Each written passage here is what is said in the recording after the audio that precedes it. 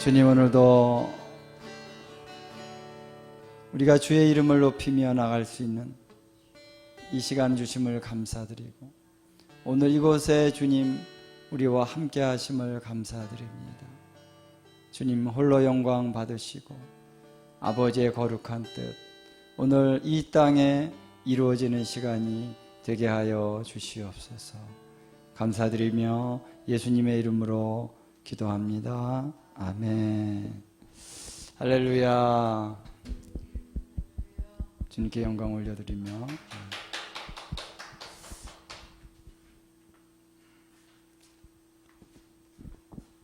환영합니다. 예. 멀리서 또 우리 와주셔서 감사드리고요. 예. 다들 여긴 좀 멀리서들 다 왔습니다. 이 근처에 송파구에선 제일 가까운 데가 송파구인데, 예. 다 주님의 뜻이 계신 줄 믿습니다.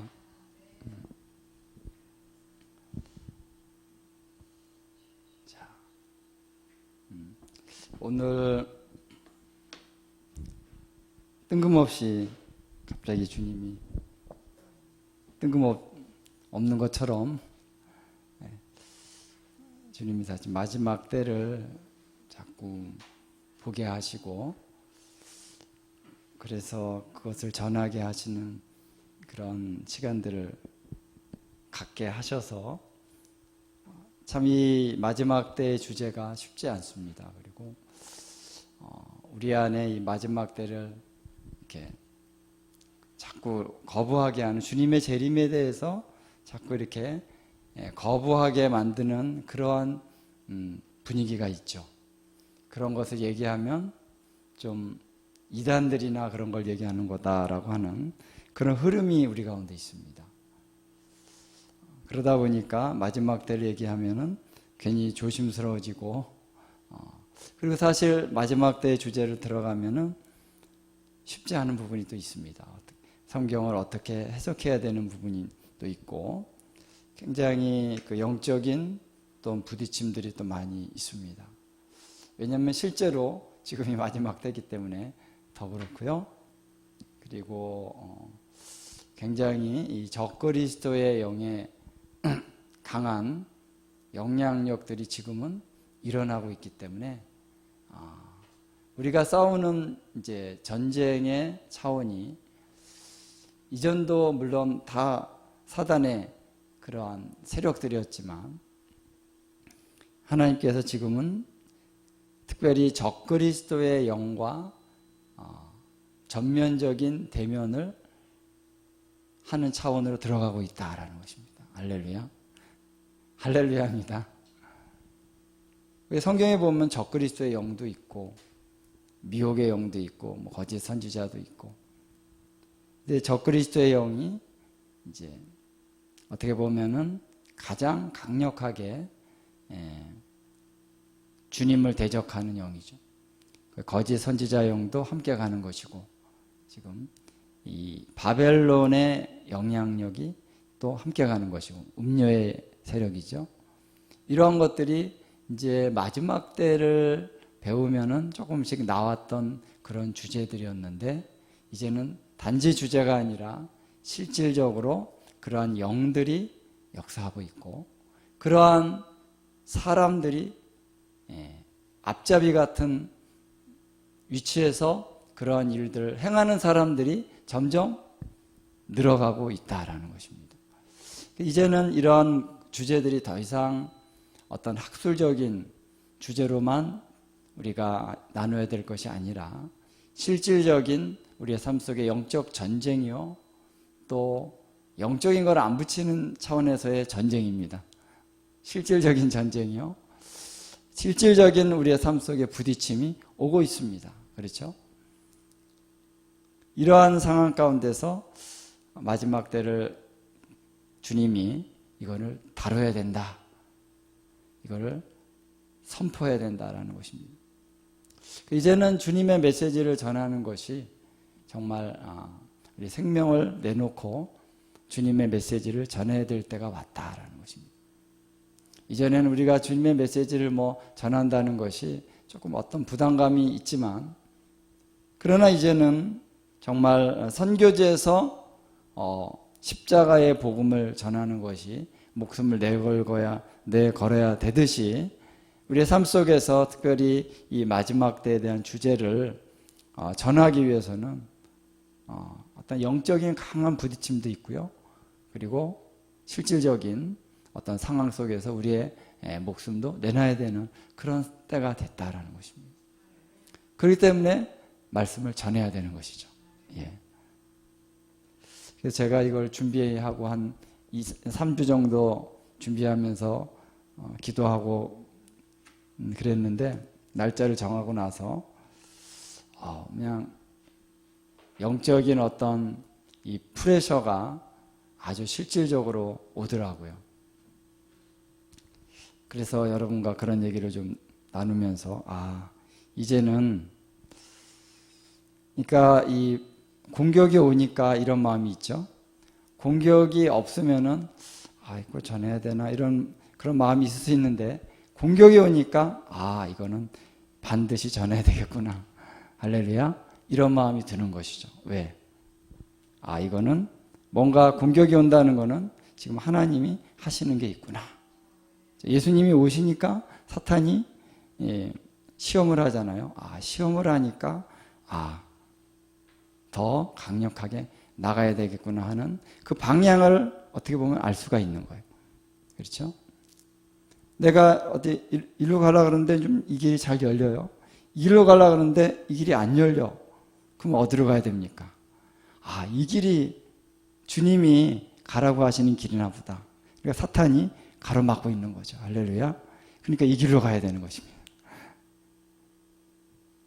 그렇죠? 전쟁을 할 때 원수가 막고 있는 데를 뚫어야 됩니다. 왜? 거기가 중요한 전략적인 방향이기 때문에 원수가 가로막고 있는 거예요. 그래서 지금 이 시대는 굉장히 비아냥거리는 차원 안에서 마지막 때가 됐냐? 이게 베드로 후서에서 나오죠. 지금 2000년 전에 예수님 오신다 그랬는데 아직도 안 오지 않았느냐? 그래서 점점 이 마지막 때에 대한 주제를 이렇게 약화시키는 비아냥거리는 이런 분위기, 한편으로는 마귀의 직접적인 어떤 공격으로 이 마지막 때를 전하는 사람은 이단이다, 잘못됐다, 비난과 정죄로 이렇게 오게 되는 것이죠. 그런데 이것을 우리가 하나님의 말씀을 통해서 마지막 때에 대한 여러 가지 차원들의 그 진리를 우리가 이제는 밝혀내야 됩니다. 드러내야 됩니다. 제시해야 되고 선포해야 된다라는 것입니다. 주님께서 제가 아마 작년에 이렇게 좀 글을 쓰고 우리 전도사님에게도 그걸 좀 한번 읽어보시라고 그랬던 것 같은데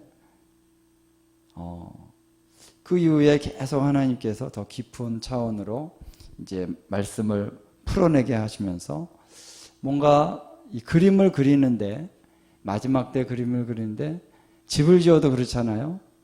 집을 지어도 어느 정도의 그림을 미리 그리고 집을 짓기 시작해야지 전혀 그림이 없이 계획이 없이 어느 날 갑자기 삽 하나 갖고 와가지고 집을 지으려고 하는 게 됩니까 그게? 어느 정도의 설계도 차원은 아니더라도 대충의 그림이라도 그려야 그 다음에 지어가면서 좀 구체화시키고 할 수가 있는데 이 시작할 수 있는 그런 시작할 수 있는 그림조차 없으면은 집을 짓기가 어렵듯이 우리가 마지막 때를 알아가는 과정 안에서 이 성경을 통해서 마지막 때에 대한 그림이 나와야 된다는 것입니다. 그래야만 우리가 따라가면서 우리가 다 모르죠. 성경의 말씀을 통해서도 모든 걸 다 알 수 있는 건 아닙니다. 그 상황이 부딪히면 또 몰랐던 것이 드러나지만 그래도 어느 정도의 그림을 그리고 마지막 때를 준비해 가야지. 그런 거 없이 마지막 때가 됐으니까 열심히 그냥 기도하라나 보다 하는 이런 정도의 마음을 가지고 마지막 때를 막상 탁 들어가면요 걷잡을 수 없는 풍랑이 몰아칠 때 우리가 감당할 수 없다라는 것입니다. 그래서 그림을 그려야 됩니다. 그리고 준비를 해야 됩니다. 구체적으로 준비해야 됩니다. 주님께서 보여주신 만큼 구체적으로 준비해야만 된다라는 것입니다. 그래야만 우리가 앞서가는 그런 주님을 따라가는 분들뿐만 아니라 지금 갓 예수님 믿고 갓 성령 받고 지금 열심을 내는 많은 그런 무리들이 있잖아요. 이런 분들은 뭐 지금 엔타임 얘기하면 모르죠. 근데 미리 준비해 놔야 되는 앞서가는 사람들이 그 길을 열어놔야 갓 예수 믿고 갓 성령 받고 열심을 내는 그런 분들이 확 들어올 수가 있다는 것입니다. 길을 내줘야만. 그렇죠? 그런 사명이 있습니다. 그래서 오늘 저와 여러분이 함께 만나게 됐는데 와서 함께 동참해 주셔서 저는 너무나 감사를 드리고요. 이 메시지를 몇 분이나 들을 수 있을까 저는 생각하면서 준비했습니다. 한 사람이 와도 좋고 두 사람이 와도 좋고 어쨌든 주님이 보내주시는 대로 주님이 말씀을 전하겠습니다 하는 그런 마음으로 이제 준비하면서 기도했습니다. 자, 그래서 오늘 우리가 살고 있는 이 시점 안에서 예수님의 재림이 우리가 지금 어떠한 상관이 있는 것인가라는 거예요. 왜 예수님의 재림이 중요하고 왜 예수님의 재림에 대한 메시지를 전해야 되는가? 그것에 대해서 우리가 깊이 우리가 생각하면서 또 성경에서 무엇보다도 중요한 것은 성경이죠. 성경의 말씀을 통해서 예수님의 재림이 어떤 의미에서 중요한가라는 것을 성경이 말하고 있는 그 관점을 우리가 분명히 깨닫는 게 참 중요하다고 봅니다. 그런데 그러한 관점은 결국 성경을 계속 읽으면서 성경 안에서 말씀이 탁탁탁탁 이렇게 들어오면서 깨달아지면서 점점 더 구체화되는 거예요. 성경에서 딱 마지막 때를 또 예수님의 재림을 우리가 선포해야 되는 중요한 이유 하면서 퀘스천 해주고 답을 달아주고 그런 건 없죠. 성경은. 그렇죠? 신학책처럼 그건 우리가 해야 될 일이고 성경은 그냥 말씀만 있습니다. 쫙 말씀이 있는데 근데 말씀을 읽고 주님이 계속 이사야 말씀, 요엘의 말씀, 계시록의 말씀 이런 말씀들을 탁탁탁 이렇게 올라오게 하시면서 이 말씀이 이렇게 모아지니까 아하 이게 보이는 거예요.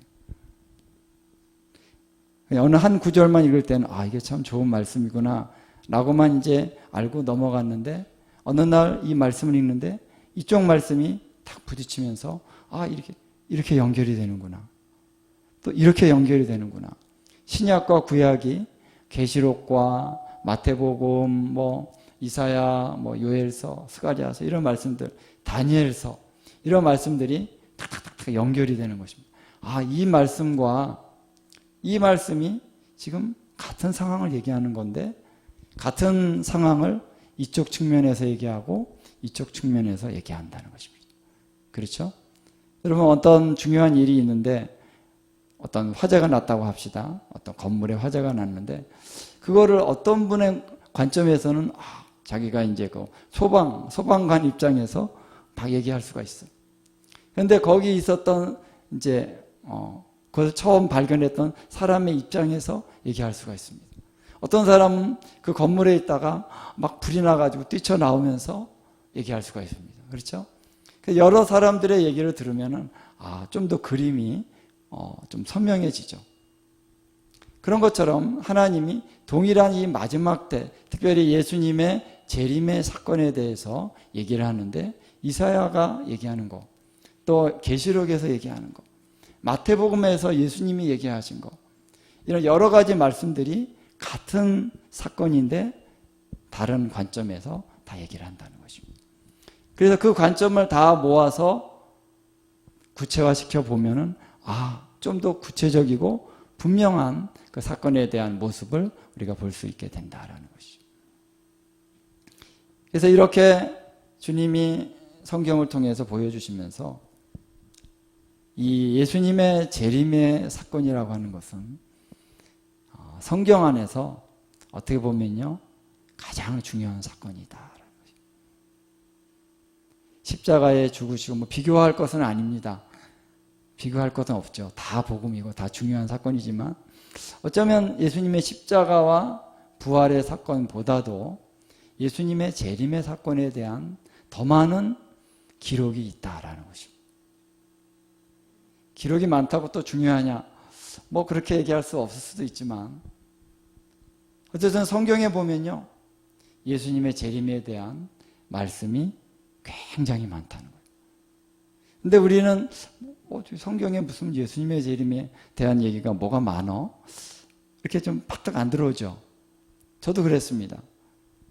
근데 그 이유는 예수님의 재림에 대한 얘기를 예수님의 이제 그 마태복음이나 마가복음, 여기 있는 공관복음과 혹은 계시록에 있는 말씀과 서신서에 있는 주로 이제 이 신약의 말씀만 가지고 예수님의 재림을 얘기하니까 구약에는 별로 예수님의 재림에 대해서 얘기하고 있다라고 하는 것을 잘 몰랐다는 것입니다. 구약이 무슨 뭐 그런 게 있어? 우리가 그렇게 생각한 이유가 뭐냐면 신학이 그동안 가르쳤던 신학이 그것을 가렸다는 것입니다. 우리가 그동안 이스라엘에 대해서도 가려져 있었잖아요.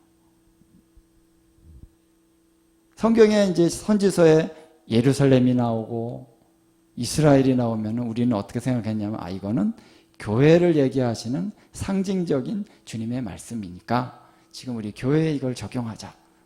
이렇게만 이제 얘기를 했습니다. 그러다 보니까 지금 이스라엘이 세워져 있잖아요. 회복이 돼가지고 주님의 이 마지막 때 주의 재림을 맞이하기 위해서 이스라엘이 지금 잘 준비되고 있는 이런 과정에 대해서는 우리가 볼 수가 없다는 것입니다. 예루살렘이 세워졌습니다. 그렇죠? 예루살렘이 이제 성전도 세워지려고 하는 분위기들이 있는데 이런 건 다 뭐 지금 어떻게 성전이 세워지냐 말도 안 돼. 아직도 이런 얘기를 하고 있는 사람들도 있다는 것입니다. 왜? 진리를 가렸기 때문에 그래요. 이 원수 마귀가 진리를 가렸습니다. 그래서 예루살렘이 지금 여기 있다라는 거예요. 하나님 지금 예루살렘 회복했다는 거예요.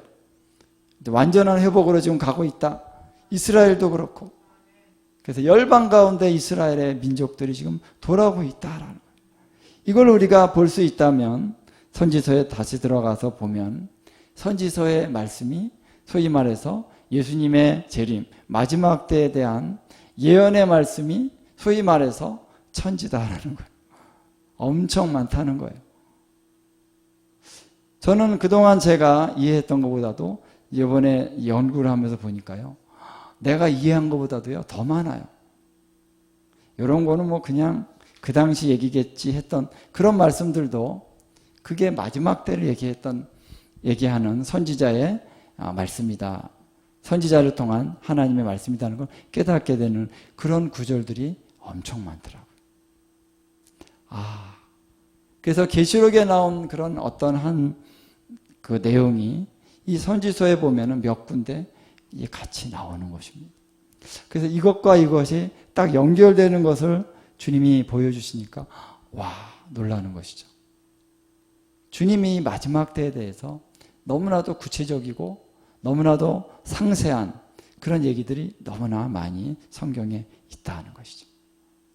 하다못해 우리 모세오경의 말씀 안에도요, 이 마지막 때에 대한 주님의 그 계시가 엄청 많습니다. 그래서 오늘 우리가 이렇게 눈이 열려져서 마지막 때를 이렇게 이해를 하면서 구체화시켜 나가야 된다라는 거예요. 할렐루야. 그래서 오늘부터 해서 3일 동안 어떻게 해야 될지 제가 잘은 모르겠습니다. 성령님이 어떻게 인도하실지. 이렇게 딱딱 강의식으로 하면 좋은데, 제가 강의는 하긴 하지만, 이렇게 딱 신학교 교수님들처럼 탁탁탁 이렇게 떨어지게 강의가 될지는 모르겠는데, 어쨌든 제가 하고 나서 여러분 다시 성경으로 돌아가면 되니까, 제 강의안이나 무슨 강의 이렇게 주제들에 머무르지 마시고 성령님께서 여러분을 깨닫게 해주셔서 다시 성경으로 들어가면 되는 거예요. 여러분들이. 그러니까 저는 책임이 좀 많지 않습니다. 편안하게 성령님이 인도하신 대로 합니다. 자, 오늘 우리 함께 우리가 좀 예수님의 재림이 어떤 것이냐라고 하는 것도 좀 단적으로 한번 선포를 하면서 가면 좋을 것 같아서요. 이 이사야서 40장을 한번 보도록 하겠습니다.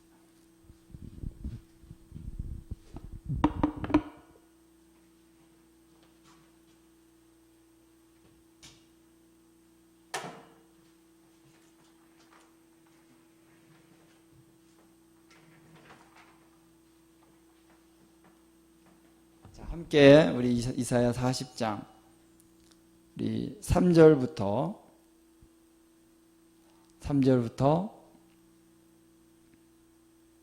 8절까지 함께 우리가 봉독하도록 하겠습니다. 다 같이 한번 읽습니다. 시작. 외치는 자의 소리여 이르되 너희는 광야에서 여호와의 길을 예비하라. 사막에서 우리 하나님의 대로를 평탄하게 하라. 골짜기마다 도도해지며 산마다 언덕마다 낮아지며 고르지 아니한 곳이 평탄하게 되며 험한 곳이 평지가 될 것이요 여호와의 영광이 나타나고 모든 육체가 그것을 함께 보리라. 이는 여호와의 입이 말씀하셨느니라. 말하는 자의 소리여 이르되 외치라. 대답하되 내가 무엇이라 외치리까 하니 이르되 모든 육체는 풀이요 그의 모든 아름다움은 들의 꽃과 같으니 풀은 마르고 꽃이 시듬은 여호와의 기운이 그 위에 불미라. 이 백성은 실로 풀이로다. 풀은 마르고 꽃은 시드나 우리 하나님의 말씀은 영원히 서리라 하라. 아멘. 자, 여러분 이사야서 40장부터 마지막 66장은 어떻게 보면은 이렇게 좀 중간중간 주제는 달라지지만 한 번에 받았다라고 하는 그런 느낌이 있는 그런 말씀입니다. 다른 데는 좀 이렇게 토막토막 받은 것들을 이렇게 붙인 것 같은데 40장부터는 그냥 쫙 이어진 것 같아요. 그래서 강력한 그런 메시지가 계속 전파되고 있는 것이 40장부터 이제 66장까지입니다. 근데 여기 보면은 다시 말하면 이 전체 메시지를 전하는 첫 번째 메시지가 뭐냐면은 여호와의 영광이 나타난다라는 거예요. 할렐루야. 여호와의 영광이 나타난다.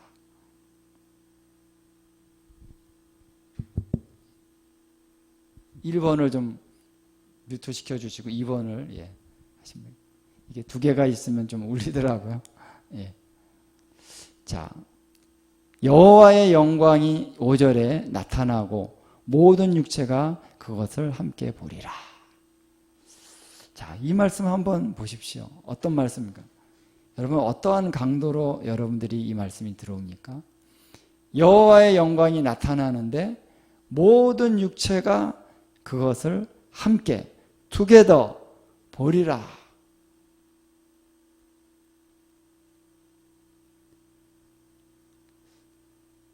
여러분 이런 일이 지금까지 있었습니까? 한 번도 없었죠. 여호와의 영광이 나타난다는 것이 뭘까?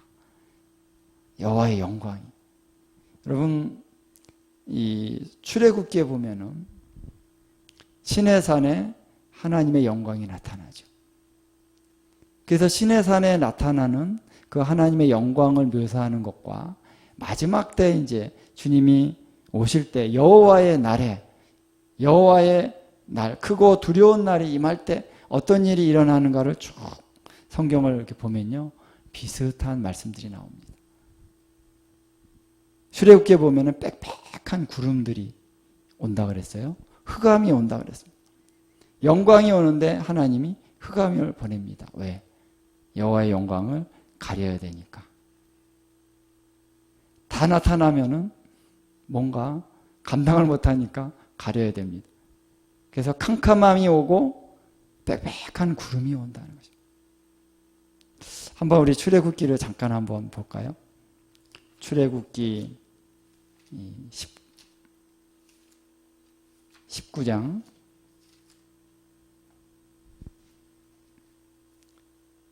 여러분들이 뭐 잘하니까 성경을 쭉 다 뭐 읽을 필요는 없고요. 16절에 보니까 이런 말씀이 있습니다. 19장 16절에 셋째 날 아침에 우레와 번개와 어저께도 막 천둥 치더라고요. 우레와 번개와 빽빽한 구름이 어디에? 산 위에 있다는 거예요.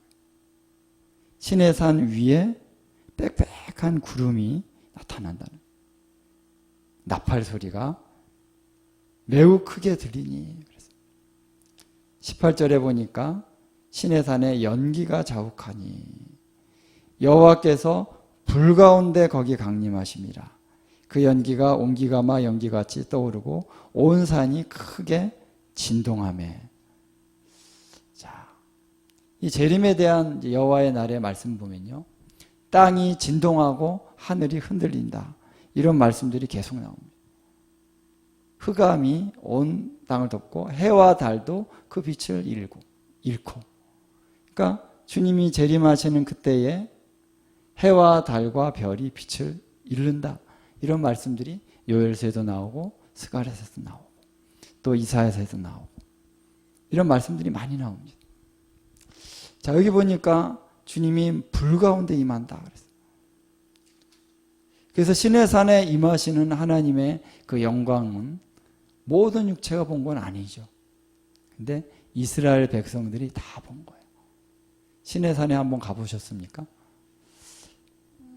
저는 한번 가봤는데 거기가 진짜 신의 산이 아니라는 얘기가 있더라고요.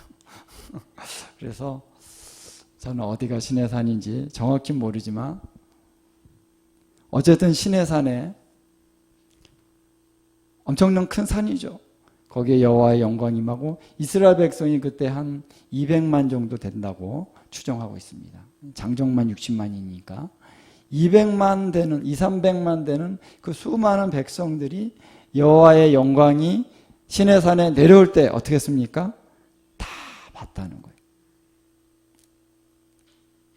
그래서 이사야서에서 말하는, 다시 40장의 말씀으로 돌아가면요, 모든 육체가 여호와의 영광을 보리라 하고 하는 것은 단지 영적인 부흥, 교회 안에 우리가 부흥, 성령님 임하시면은 뭐 하나도 안 보이는데, 보이지 않는데 그냥 막 은혜 받는 사람 막 은혜 받고 막 넘어지고 막 희락이 임하고 막 그런 역사들을 우리가 보지만 그 정도가 아니라는 것입니다.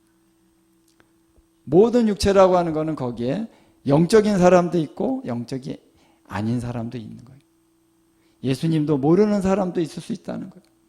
근데 모든 육체, 모든 사람, 모든 족속이 그 영광을 보리라 라는 거예요. 할렐루야. 얼마나 강력한 영광인가.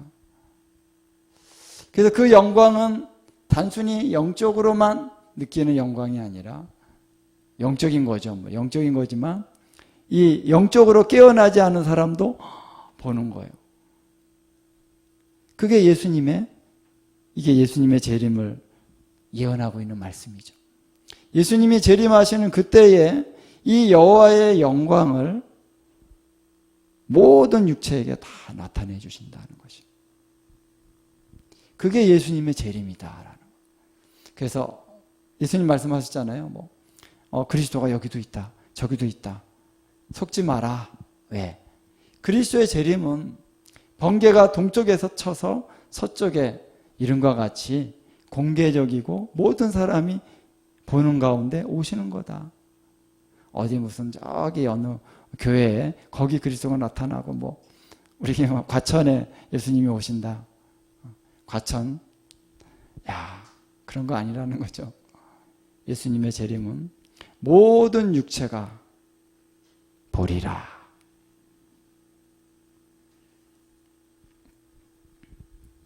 그래서 이런 차원의 예수님의 재림이 이제 나타나는 그 사건을 이사야는 예언한 것입니다.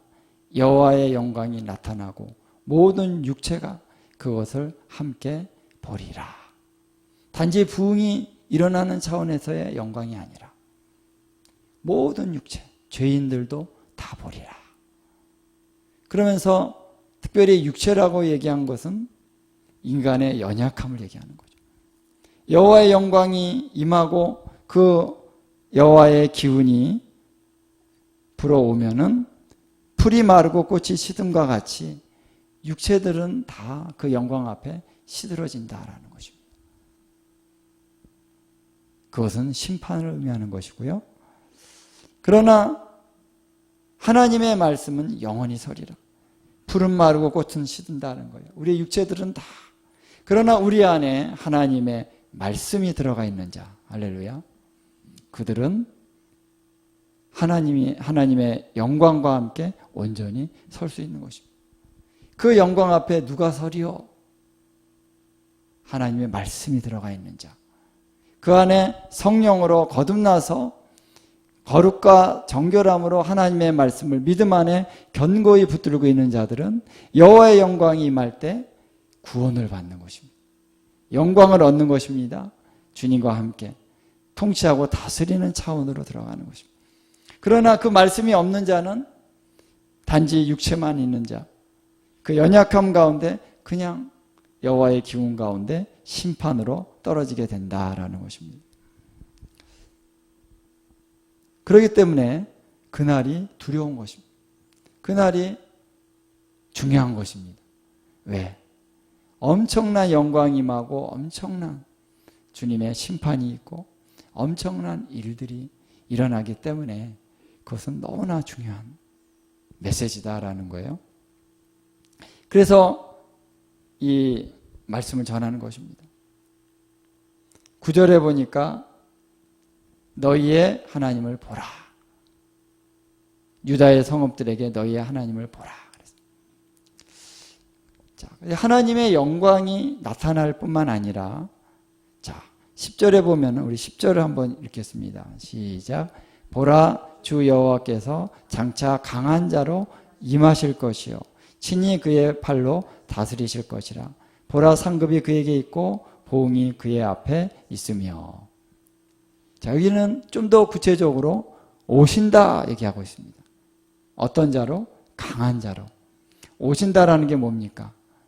왜 여기 예루살렘에게 전하고 왜 유다 성읍들에게 이르기를 너희의 하나님을 보라. 보라, 주 여호와께서 장차 강한 자로 임하실 것이요. 어디로 오신다는 것입니까? 어디로 오신다는 거예요?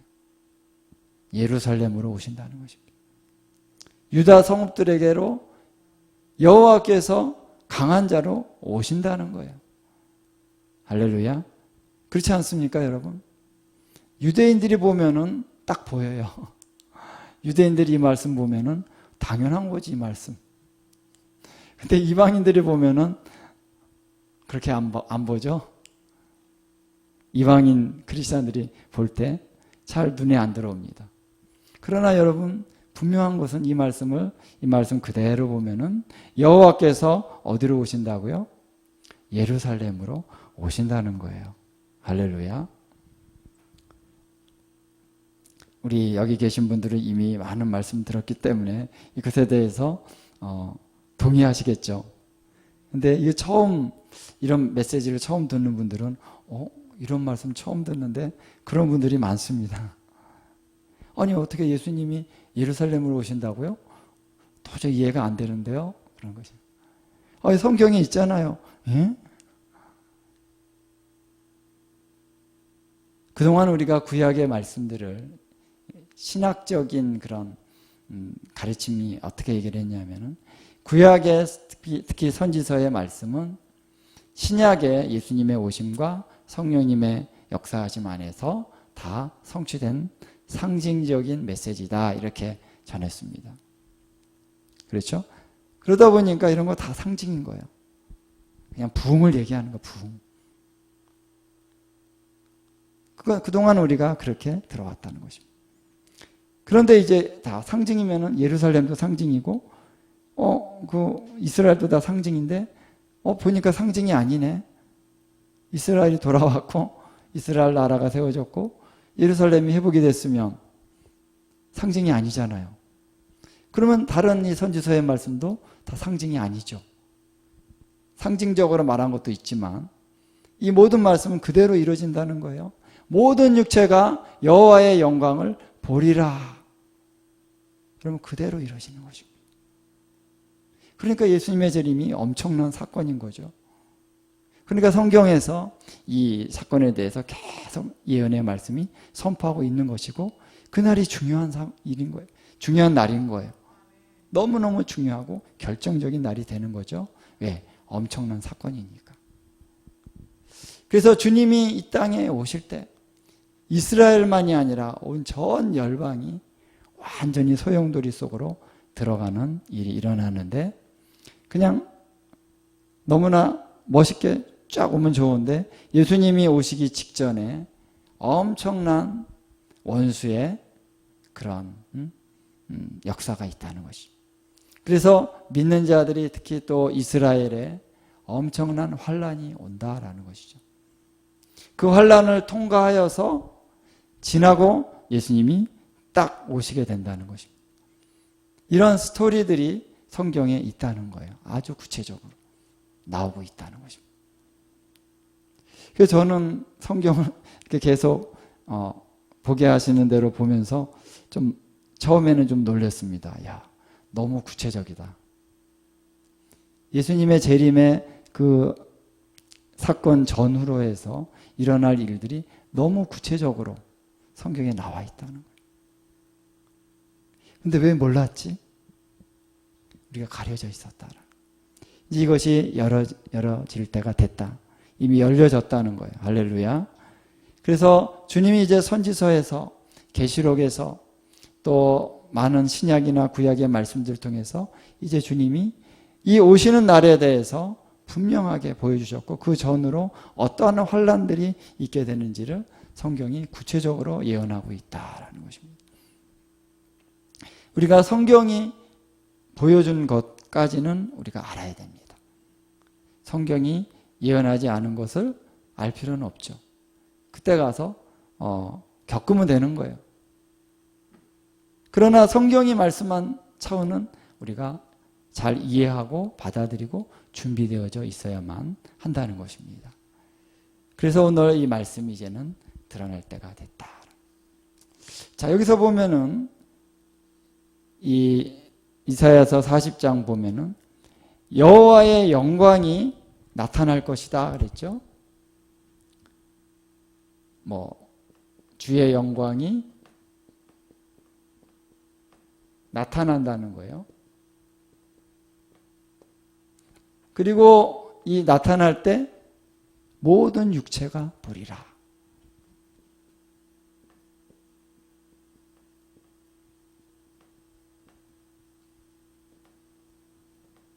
모든 육체가 본다.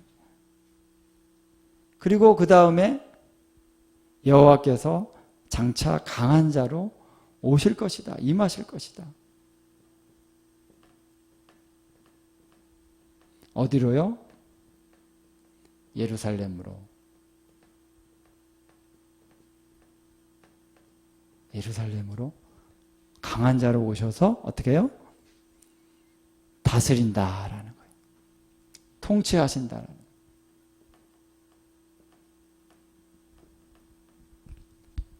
자, 나타나고 영광이 나타나고 모든 육체가 보고 그리고 예루살렘으로 임하시고 통치하신다. 큰 중요한 줄거리들이 여기 말씀에 다 계시가 되고 있죠. 저는 이제 놀란 것이 뭐냐면은 주님의 이 예언의 말씀이 이러한 요소들이 다 나온다는 거예요. 마태복음 24장에도 보면은 다 나옵니다. 이건 이따 저녁 시간에 좀 자세히 할 겁니다. 그래서 마태복음 24장에는 주로 여기까지 나옵니다. 주의 영광의 나타남과 모든 육체가 보리라까지 나오는데 25장에 가면은 이게 나와요. 근데 우리가 대개 마태복음은 24장까지만 보고 여기까지가 이제 주님의 재림의 장이다 이렇게 생각을 하는데 25장 가면 이게 나와요. 주님이 오신다는 것. 그리고 심판하신다. 통치하신다. 이 25장에 나옵니다. 그러니까 24장부터 25장까지 다 봐야 되는데 저도 그랬으면 주로 24장까지만 보고 더 이상 못 나가죠. 이게 무슨 말씀입니까? 이해가 안 되니까. 근데 25장까지 예수님이 한꺼번에 다 말씀하셨죠. 그렇죠? 이 네 가지 요소가 나옵니다. 계시록에 이 네 가지 요소가 다 나옵니다. 스가랴서에, 요엘서에 이 네 가지 요소가 다 나옵니다. 그래서 이런 말씀들이 어떻게 보면 요엘서에 어디 그런 말씀이 나오나, 스가랴서에 어떻게 그렇게 말씀이 나오나, 그냥 이렇게 지나칠 때는 몰랐는데요. 하나하나 이것을 이렇게 연구하면서 비교 검토하다 보니까 이런 요소들이 다 나와요. 그러니까 재림의 모습을, 예수님의 재림의 모습을 크게 어떻게 그릴 수 있습니까? 주님의 영광이 나타난다는 거예요. 그리고 모든 육체가 본다는 거예요. 그러니까 예수님의 재림에 대해서 이상하게 얘기하는 사람들 미혹받지 말라는 거예요. 예수님이 어디 무슨 한국에 나타나셨다. 예수님이 어디 미국 어디서 나타나셨다. 응?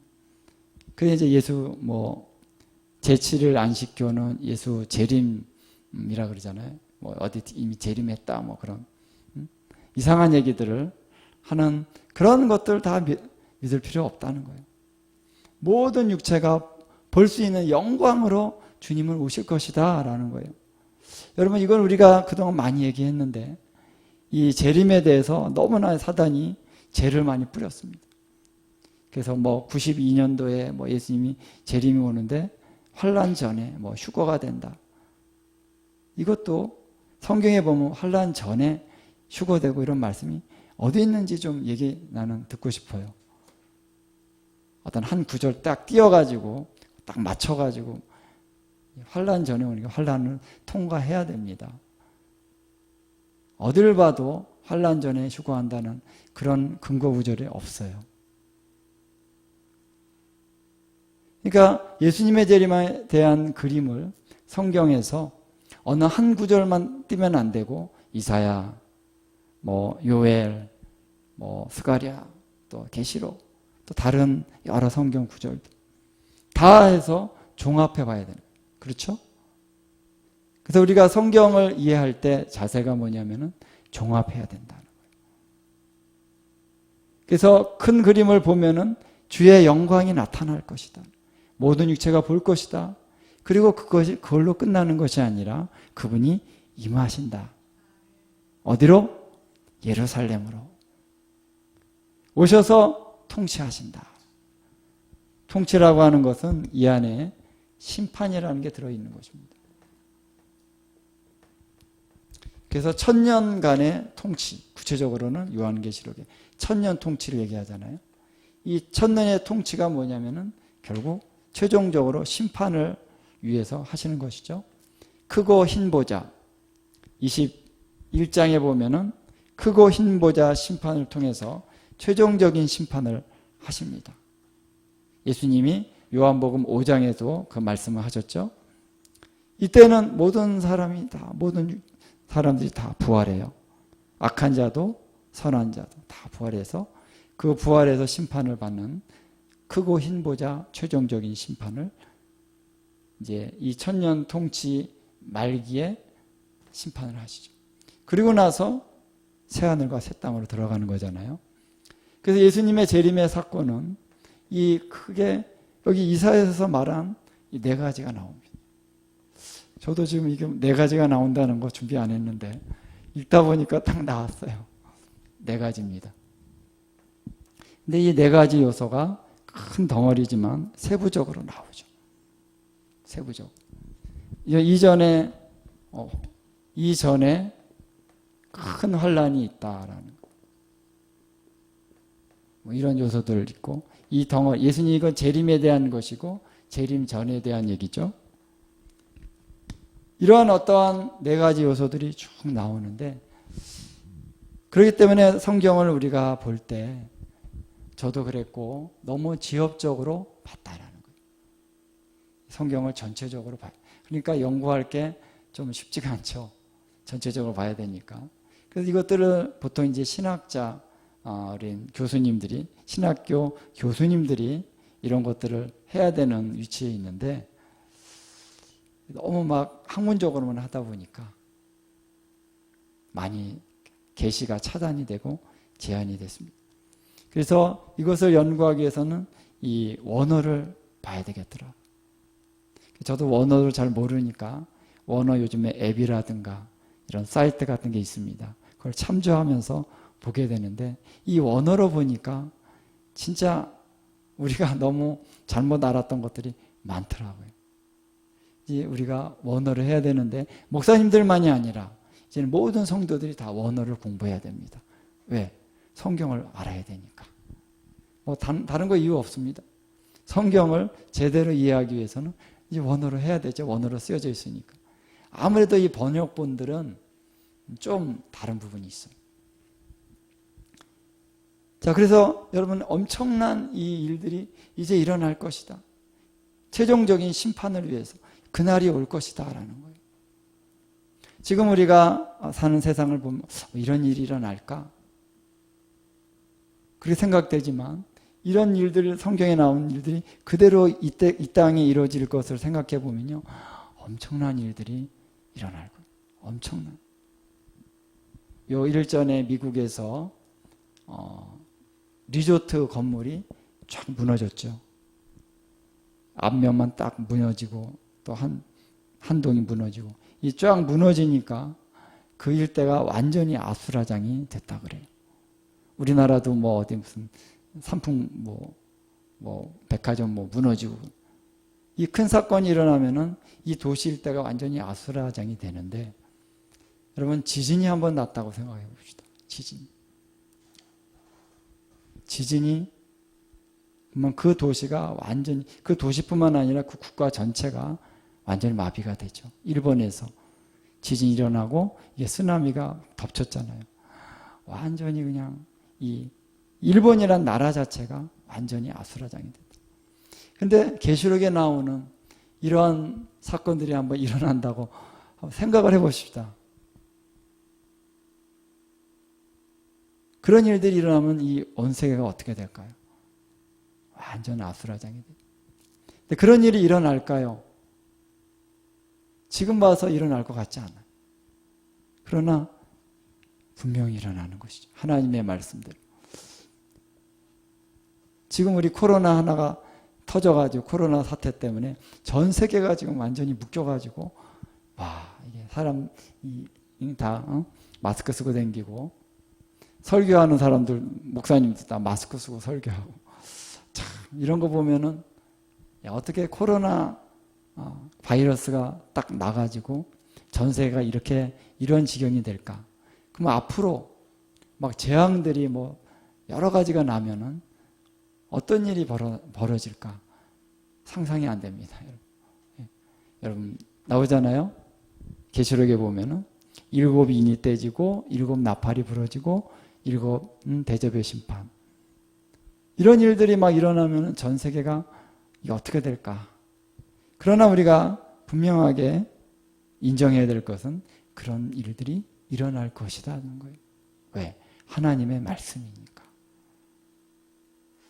그래서 이 말씀 우리가 자꾸 이것을 감소시키고 그럴 것이 아니라 이 말씀을 인정하고 그러나 주님 어떻게 해야 되겠습니까? 주님 앞에 물어야 되는 것이죠. 저도 처음에 이제 이 2007년도에 마지막 때에 대한 말씀이 열렸다고 할 수 있죠. 그때 이제 아이아베 강사들이 오면서 마지막 때에 대한 말씀이 딱 열렸어요. 지금이 마지막 때야?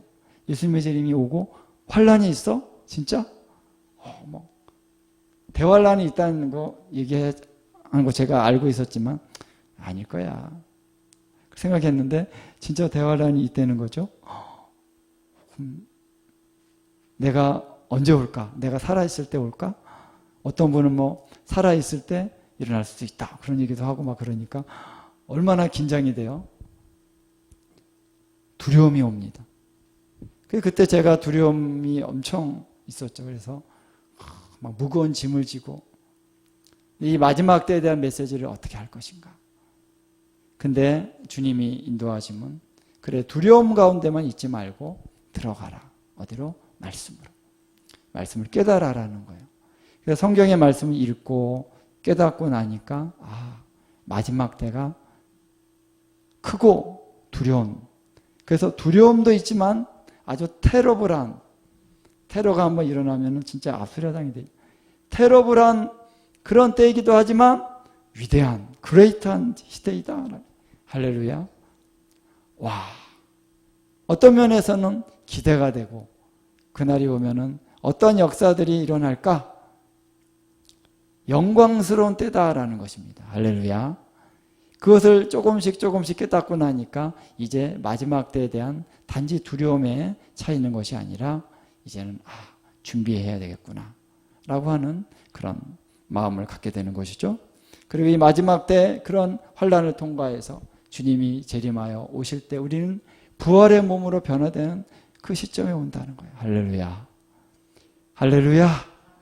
부활의 몸을 입고 주님과 함께 통치하고 다스리는 게 과연 어떤 걸까? 상상이 안 되죠? 우리가 성령 충만할 때는 조금 상상이 되는 것 같아요. 그렇죠? 조금 감이 오는데 평상시에는 부활의 몸을 입는다는 게 도대체 뭘까? 근데 어쨌든 영광스러운 것입니다. 놀라운 것입니다. 그때를 우리는 기다리고 있는 것입니다. 할렐루야. 그래서 성경에서 듣기만 하고 보기만 했던 그것이 이제 우리 앞에 가까이 온다는, 주의 영광이 나타나서 모든 육체가 보는 이 사건이 도대체 어떠한 의미가 있는 사건일까? 감이 안 옵니다. 감이 안 오죠. 근데 성경을 자꾸 읽다 보니까 조금씩 감이 오기 시작해요. 왜? 성경에서 다 얘기하고 있습니다. 요엘서에서 얘기하고 있고요, 스가랴서에서 얘기하고 있고요, 마태복음에서 얘기하고 있고, 계시록에서 얘기하고 있고, 다른 데서도 많은 곳에서 얘기하고 있습니다. 와, 놀라게 되면서 이제는 두려움 가운데 막연한 두려움이죠. 뭔가 어떤 무서운 존재가 있는데 베일에 가려 있으니까 막 막연한 무서움이 아니라 그런 악한 것, 어떻게 보면 환난도 오고, 그러나 영광이 오는구나. 이 실체를 알게 되니까 어떤 밸런스를 가지고 이제 준비해야 되겠다라고 하는 그런 마음이 들게 되는 것입니다. 자, 그래서 우리가 성경을 어떻게 이해해 가야 되겠는가? 이게 참 중요한 것 같아요. 성경을 어떻게 우리가 읽고 이 특별히 마지막 때에 대한 메시지를 어떻게 우리가 연구해야 되고 받아들여야 되겠는가? 우리 베드로전서를 한번 좀 보겠습니다. 1장. 베드로전서 1장 10절로 12절을 한번 우리 같이 한번 읽도록 하겠습니다. 다 같이 한번 읽겠습니다. 시작. 이 구원에 대하여는 너희에게 임할 은혜를 예언하던 선지자들이 연구하고 부지런히 살펴서 자기 속에 계신 그리스도의 영이 그 받으실 고난과 후에 받으실 영광을 미리 증언하여 누구를 또는 어떠한 때를 지시하시는지 상고하니라. 이 섬긴 바가 자기를 위하는 것이 아니요 너희를 위하는 것임이 계시로 알게 되었으니 이것은 하늘로부터 보내신 성령을 힘입어 복음을 전하는 자들로 이제 너희에게 알리는 것이요 천사들도 살펴보기 원하는 것이니라. 아멘. 자, 특별히 이것은 구원에 대한 메시지입니다. 구원에 대한 메시지인데 이것을 하나님이 선지자들에게 미리 주셨다는 거예요. 너희에게 임할, 지금 우리에게 임할 이 구원의 은혜를 선지자들에게 하나님 미리 주셔서 그 선지자들이 연구하고 부지런히 살폈다라는 거예요. 자, 선지자들은 누굽니까? 선지자들은 항상 이렇게 기도 가운데 눈을 감고 주님을 바라보고 있다가 주님이 말씀을 땅 주시면 입을 열어 다다다다다다 예언하고 그 다음에 또 이렇게 있다가 성령님이 너는 가서 전하라. 예, 알겠습니다. 가서 자기도 전혀 모르는 얘기가 갑자기 입을 열면 다다다다닥 나오고 이렇게만 것 같이 우리가 생각을 하는데 연구하고 부지런히 살폈다는 거예요. 선지자들이. 자, 여기서 우리가 힌트를 얻을 수 있는 것은 하나님의 예언의 말씀은 굉장히 하나님이 특별하게 다루셨다는 거예요.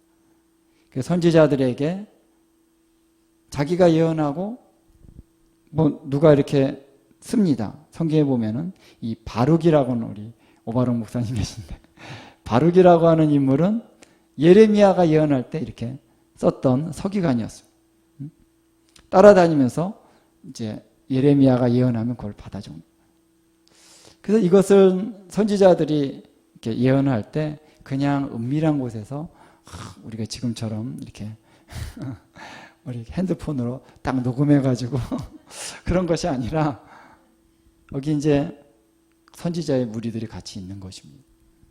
그래서 물론 혼자 받아가지고 혼자 적는 경우도 있을 수 있으나 대체로 보면은 선지자들이 예언을 하면은 누군가가 그걸 받아 적는다는 것입니다. 그리고 받아 적은 그 예언의 말씀을 선지자들이 또 연구하고 부지런히 살폈다는 거예요. 예언의 말씀을 살폈다는 것입니다. 그래서 선지자들은 토라의 말씀, 모세 오경의 그 말씀들도 계속 말씀을 살폈습니다. 왜냐하면 하나님이 오늘 나에게 예언의 말씀을 주셨는데 그 내용과 이 토라의 말씀이 매치가 돼야 되니까 선지자들은 예언만 하고 다니는 사람이 아니라는 거예요. 이미 주신 예언의 말씀을 연구하고 살피는 자다. 그래서 하나님의 이 약속의 예언의 말씀이 오늘 이 현실 가운데 어떤 의미가 있는지를 또 가르쳤다는 거예요. 그러니까 선지자들의 사명이 단순히 감동을 받아서 예언만 하고 그런 것만이 아니라는 거예요. 다시 말하면 선지자들은 킹덤에 있어서 지금 사도에 대한 얘기를 하잖아요. 사도와 선지자가 특별히 물론 오중직임에 다른 사람도 있습니다만 사도와 선지자의 터 위에 교회가 세워졌다 이렇게 얘기하죠. 그래서 사도와 선지자들은 특히 이제 선지자들의 그 역할은 뭐냐면 이 천상의 보좌로부터 왕이신 그분이 선포하는 메시지를 잘 듣고 전하는 역할. 이게 가장 중요한 거죠. 왕이 어떤 말씀을 하시느냐, 그를 누군가가 제대로 전달해야 됩니다. 사도도 물론 말씀을 듣지만 사도는 어떤 목적을 가지고 보내심을 받은 자입니다. 선지자를 통해서 또 음성도 듣고 사도도 음성을 들으면서 하나님의 목적을 성취하는 자가 바로 사도다. 그래서 사도와 선지자가 하나님의 킹덤의 그 가버먼트, 킹덤의 정부에 있어서 핵심적인 역할을 감당하는 자들이 사도와 선지자죠. 그래서 사도와 선지자는 그냥 단순히 내가 들었던 음성만 가지고 행하는 것이 아니라 다른 사람의 음성도 다른 사람의 계시도 같이 받고 또 이전에 성경의 말씀 주신 이 모든 예언이잖아요. 예언의 말씀을 연구하고 부지런히 살폈다라는 거예요. 이것이 물론 학술적인 그런 연구만은 아니겠죠. 영적인 연구입니다. 깊이 묵상하면서 이 말씀의 의미가 무엇일까? 성령님 가르쳐 주시옵소서. 11절에 보니까 자기 속에 계신 그리스도의 영이, 그래서 그리스도의 영이 선지자들에게 얘기한 것입니다. 그리고 그리스도의 고난과 후에 받으실 영광을 미리 증거하셨다. 누가? 그리스도의 영이. 그리스도의 영이 증거하셨다는 것은 그리스도께서 하셨다는 거죠. 메시아가. 누구를 또는 어떠한 때를 지시하시는지를 상고하니라. 그래서 구체적인 부분까지 예수님의 십자가의 고난과 후에 받으실 그 영광, 이거에 대해서 미리 선지자들에게 그리스도의 영이 증거하셨다는 거예요. 그리고 상고하게 했다. 그들의 섬긴 바가 자기들을 위한 것이 아니라 지금 우리 이 시대를 위한 것이었는데 이제 이 시대에 성령을 힘입어 복음을 전하는 자, 지금은 복음을 전하죠. 이미 계시된 복음을 전합니다. 그래서 사도들을 중심으로 해서 이제 이 시대는 복음을 전하는 것이다. 구약의 선지자들은 미리 그리스도의 영을 통해서 계시를 받았다는 것입니다. 여기서 제가 여러분과 좀 나누기 원하는 것은 우리가 선지서의 말씀, 또 계시록의 말씀, 이 예언의 말씀을 어떻게 해요? 깊이 연구해야 된다는 거예요. 상고해야 된다라는 것입니다. 단지 내가 계시를 받는 차원만이 아니라. 그래서 많은 사람들이 환상을 보고 마지막 때에 대한 예언들을 많이 하십니다. 어떤 분은 이렇게 들려 올라가는 걸 봅니다. 와, 휴거가 왔구나. 그런데 내가 본 것을 해석함에 있어서 연구하고 상고하는 이 말씀을 연구하고 상고하는 차원은 없이 그냥 내가 본 것만 가지고 그냥 얘기를 해버릴 때 그 계시가 정확했을지라도 뭔가 맞지 않을 수가 있다는 거예요. 저는 이제 많은 환란전 휴거론자들의 그런 그 사이트를 보면은 실제로 많은 사람들이 환상 가운데 천국에 올라갔다 이런 이제 간증을 많이 한다는 거예요. 그럴 수 있다. 그걸 부인할 수는 없죠. 간증한 거니까. 지금 이 시대에 주님이 많이 보여주실 수 있다라고 봅니다. 근데 그들은 지금 들려 올라간 사건은 전부 다 환란전 휴거 그 이론에 딱 갖다 맞추는 거예요.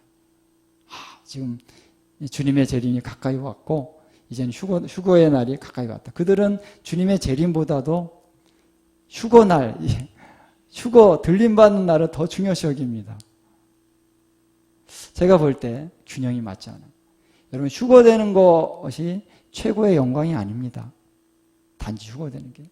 성경을 보면요. 자, 예수님이 데살로니가 전서 4장에 보면은 호령과 나팔과 함께 하늘로부터 강림하실 때 어떻게 해요? 뭐가 먼저 일어납니까? 죽은 자들이 먼저 부활의 몸을 입는다 그랬어요. 그리고 우리 땅에 있는 자들도 들려 올라간다. 그때 휴거라는 단어가 나오는, 딱 한 번 나오는 것입니다. 딱 한 번. 그런데 부활 자체가 영광스러운 것이고 우리가 어떠한 영광으로 부활되느냐가 그게 중요한 것이지 휴거되는 게 중요한 게 아닙니다. 주님 앞에 준비된 자들은 휴거가 되는 거예요. 근데 이미 죽은 사람들은 지금 영으로 그 하늘에 있다가 그들이 부활의 몸을 입는 것이죠. 그럼 누가 더 영광스러운 것이냐? 그거는 이렇게 휴거됐다고 해서 더 영광이고 죽은 자가 부활의 몸을 입었다고 덜 영광스러운 그런 거 아니잖아요.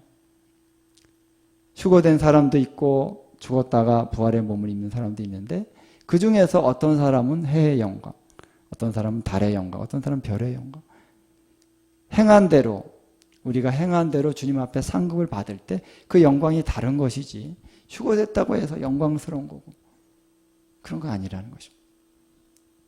그렇다면 그래서 오늘 우리가 많은 경험이 있고 체험이 있습니다. 천국에 올라가서 직접 예수님을 만나는 많은 사람들이 있어요. 저는 참 귀한 거라고 믿습니다. 근데 그것을 이제 환란전 휴거의 이론에다가 딱 맞춰버리는 거예요. 휴거가 가까이 왔다. 물론 휴거는 있습니다. 휴거가 중요합니다. 전 약화시키는 건 아니에요. 휴거가 중요하죠. 영광스러운 것입니다. 그런데 그 타임라인이 맞지 않게 될 때 문제가 생긴다는 거예요. 그래서 환란을 통과하지 않고 우리는 대환란 직전에 다 휴거된다. 이렇게 얘기를 해버리면은 성경과 이 언밸런스가 생기는 것입니다. 그래서 어느 때에 휴거의 사건이 일어나는지, 어느 때에 부활의 몸을 입게 되는 그날이 오는지 우리가 잘 분별해야 되는데 어떤 분들은 심지어 이런 휴거 사건이 여러 번 있다. 뭐 이렇게 얘기하는 사람도 있는데 성경에 결코 그렇지 않습니다. 그럼 이걸 어떻게 우리가 확정적으로 얘기할 수 있느냐? 결국은 성경을 통해서 연구해야 된다는 것입니다. 하나님의 말씀을 기도와 정말 기도 가운데 분별해야 됩니다. 이게 기도 없이는 되는 게 아니에요. 영감이 있어야만 또 이게 해석이 돼요. 그냥 연구만 가지고 되는 게 아닙니다. 성령의 감동 없이 연구만 가지고 연구하면은 이상한 신학이 나오는 거예요. 요한계시록, 저도 책을 많이 봤는데 요한계시록에 대한 책을 봤는데 별로 쓸모 있는 게 없더라고요. 다 이상하게 해석을 해가지고 성령의 감동을 가지고 우리가 해석을 해야 된다라는 거죠. 이러한 일을 이제 하나님이 이 시대 가운데 하게 하시는 많은 사람들이 이제 일으키실 것입니다. 예수님의 재림에 대해서 보다 구체적으로 보여줄 것인데 베드로 후서 1장을 한번 보겠습니다.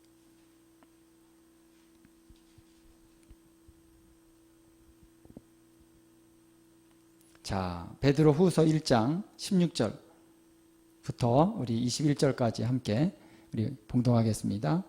우리 주 예수 그리스도의 능력과 강림하심을 너희에게 알게 한 것이 교묘한 만든 이야기를 따른 것이 아니요 우리는 그의 크신 위엄을 친히 본 자. 자, 여기서 보면은 그리스도의 능력과 강림하심에 대한 것은 이제 얘기하는데 이것이 결코 교묘하게 뭐 멋있는 신화 같은 얘기를 만들어낸 게 아니다라는 것이죠. 그렇죠? 왜 그러느냐? 그것을 증명하면서 이제 베드로는 내가 영광을 봤다는 것입니다.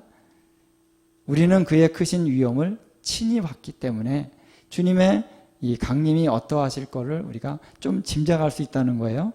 17절 지극히 큰 영광 중에서 이러한 소리가 그에게 나기를 이는 내 사랑하는 아들이요 내 기뻐하는 자라 하실 때에 그가 하나님 아들 아버지께 존귀와 영광을 받으셨느니라. 이게 변화산의 그 사건을 얘기하는 거죠. 18절에 이 소리는 우리가 그와 함께 거룩한 산에 있을 때에 하늘로부터 난 것을 들은 것이라. 그래서 그때 그 영광 가운데 주님의 그 변화를 봤고요. 그때 모세도 봤고 엘리야도 봤죠. 이런 사건들을 우리가 친히 경험했기 때문에 그리스도의 재림이라는 것이 그냥 어떤 신화적인 어떤 그런 교묘한 그런 얘기가 아니다라는 것을 얘기하는 것입니다. 그러면서 이제 그것만이 아니라 19절부터 21절 읽겠습니다. 또 우리에게는 더 확실한 예언이 있어 어두운 데를 비추는 등불과 같으니 날이 새어 샛별이 너희 마음에 떠오르기까지 너희가 이것을 주의하는 것이 옳으니라.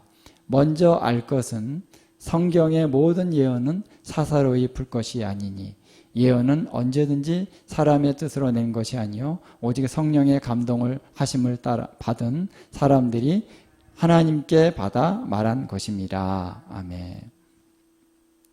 자, 이 예수님의 그 강림하심에 대해서 우리가 이것이 정말 진실이고 놀라운 영광스러운 일이라고 하는 것을 또 예언을 통해서 증명할 수가 있다라는 것입니다. 더 확실하다 이것이 많은 선지자들을 통해서 예언한 이 말씀이 더 확실하다라는 거예요. 할렐루야. 이것이 어두운 데를 비추는 등불과 같다라는. 여러분 마지막 때 주님의 재림에 대해서 우리가 잘 모릅니다. 지금 이 시대가 어디로 가는지 모릅니다. 그런데 하나님의 말씀을 통해서 이런 것들이 조명이 되면은 명확하게 알 수 있다는 거예요. 아, 지금 우리가 어디로 가고 있구나. 예수님의 재림이 어떻게 오겠구나. 아주 구체적으로 보여주고 계신다는 거예요. 이것은 우리를 준비하게 하십니다라는 것이죠. 그래서 샛별이 너희 마음에 떠오르기까지. 이건 두 가지 의미가 있어요. 하나는 예수님의 재림의 날, 그날이 옴으로써 이제 모든 것이 선명해지는 때가 있고 또 어느 시점까지 우리가 이제 계시의 말씀들을 연구하다 보면 명확하게 계시가 올 때까지라는 의미가 될 수도 있겠죠. 어쨌든 날이 새어 샛별이 너희 마음에 떠오르기까지 너희가 이것을 주의하는 것이 옳으니라. 이 예언의 말씀을 주의하는 것이 옳다라는 거예요. 그래서 성경의 모든 예언은 사사로이 풀 것이 아니다라는 거예요. 여기서 사사로이라고 하는 말은 개인적으로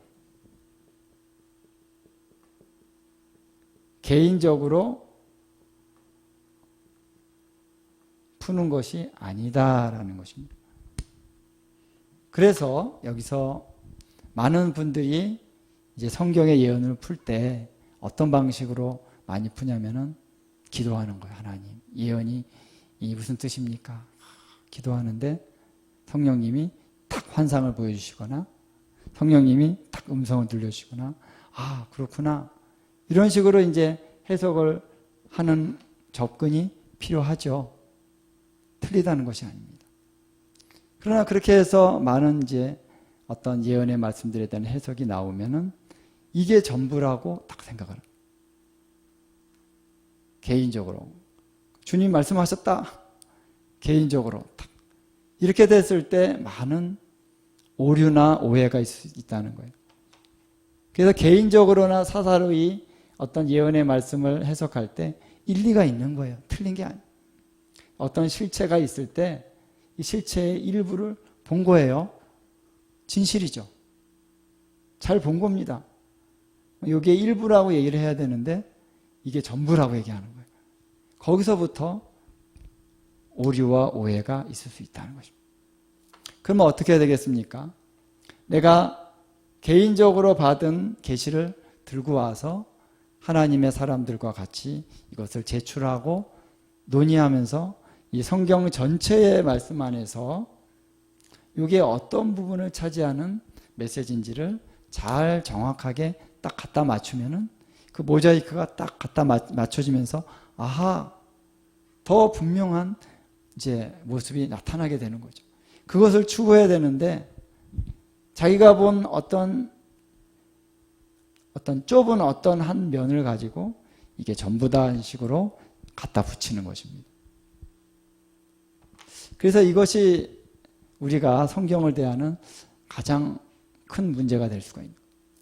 저는 루터나 칼빈이나 위대한 하나님의 사람들이라고 믿습니다. 근데 하나님이 주신 계시를 딱 받았으면은 그것만 얘기를 하고 그것을 가지고 가야 되는데 이걸 가지고 성경을 전부 다 해석을 해버렸어요. 자기가 받은 계시를 중심으로 해서 성경을 다 해석을 해버렸는데 아직 받지 않은 부분까지도 그냥 자기 관점에서 다 해석. 자, 오직 믿음으로 말미암아 의롭다 하심을 얻는 것이 이런 거니까 거기 딱 맞춰가지고 이렇게 해석을 해가지고 성경을 다 주석을 써놓으니까 다른 구절은 전혀 그런 구절이 아닌데 그렇게 해석이 된다는 거예요. 그래서 많은 사람들이 자기 신학이 있잖아요. 자기 관점이 있습니다. 근데 자기 관점을 한 부분으로 알고 이것을 가지고 더 깊이 들어가야 되는데 이게 전부라고 이제 얘기를 하기 시작하면 주의자가 되는 거예요. 칼빈주의자가 되는 거죠. 루터주의자가 돼서는 안 됩니다. 그 시대의 칼빈에게, 그 시대의 루터에게 보여주신 부분이 있어요. 위대한 것입니다. 그게 전부는 아니었습니다. 지금 이 시대도 하나님이 계속 우리들에게 보여주시고 계셔요. 근데 우리들에게 보여주신 게 전부가 아니죠. 일부분씩 보여줍니다. 와, 이 주님 보여주신 거 맞춰보니까 전부인 것 같아. 그렇게 착각을 하면 안 된다는 거예요. 내가 받은 것을 사사로이 내가 해석해서 이게 전부다라고 말해버리면은 그리스도의 몸 안에 큰 혼란을 줄 수가 있다라는 거예요. 그 내가 받은 것을 정말 객관적이고 깨끗하게 받은 것만 딱 제출하면서 이것을 공적으로, 사사로이 개인적으로의 반대가 뭐죠? 공적으로죠. 공적으로는 연합 가운데 그리스도의 몸의 연합 안에서 다른 지도자들과 함께 이것을 풀어가야 되는 사명이 있는데, 자, 그러기 위해서는 특별히 마지막 때에 대한 예언에 있어서 중요한 초점은 성경의 말씀을 통해서 해석이 되어져야 된다라는 것입니다. 이게 중요한 하나의 관점이다. 자, 공적으로 함께 공유가 되기 위해서는 누가 예언을 들었다, 누가 환상을 봤다, 이런 것들은 하나의 참조가 되는 차원으로 이렇게 들어와야 되는데, 요거 가지고 말씀을 내가 성경에 기록된 말씀을 이게 이거다 이렇게 막 단정져 버리면은 혼란을 줄 수 있다는 얘기죠. 그렇기 때문에 성경의 말씀을 해석하는 데 있어서는 어떤 개인적인 감동만 가지고 해석을 해서는 안 된다라는, 공적이 되고 연합적인 차원이 되려면은 객관성이 있어야 되는 것이죠. 그렇죠? 근데 객관성이 있으려면은 바로 성경을 성경으로 해석해야 된다. 성경을 성경으로 해석하는. 그 성경이 진리이기 때문에 이 진리의 말씀은 반드시 진리와 연결이 됩니다. 그래서 제가 그래도 뭐 그런 말을 썼습니다만, 자, 어떤 사람이 지금 이제 이렇게 법정에 딱 와 있으면은 증인들이 쫙 나오죠. 그래서 피고가 나는 죄 없습니다. 죄가 없다고만 얘기하면 안 돼요. 난 죄 없습니다. 왜 죄가 없는지를 얘기해라. 나는 이래이래해서 이렇게 했습니다 하고 그 진술을 진리로, 진실로 자기의 진술을 해야 되겠죠. 허위 얘기를 하면 안 됩니다. 거짓말이 들어가면 안 되죠. 그러면 이제